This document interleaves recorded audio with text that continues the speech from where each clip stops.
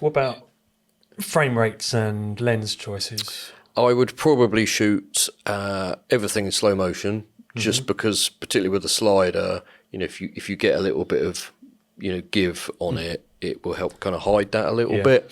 And I think a lot of stuff looks better in slow motion. But then, obviously, the slight irony is you're shooting something that's not really moving. So but I just smooth out all your movements. Yeah, that's it. It's just helpful to have it for the edit.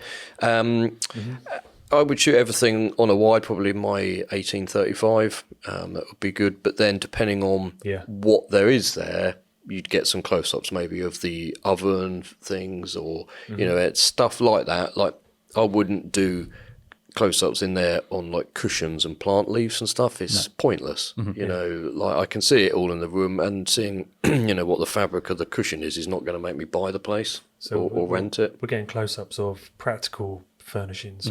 Yeah, I think so. If it was a kitchen not light unit, but if there was, like, I've done a bit of kitchen stuff before, when you've got like soft closed doors and stuff like that, and or pull out shelving units, and some of those can be quite snazzy these days. So you'd show stuff like that, or the door, patio door equivalent there, sliding open to go out to a balcony or something like that. Cool.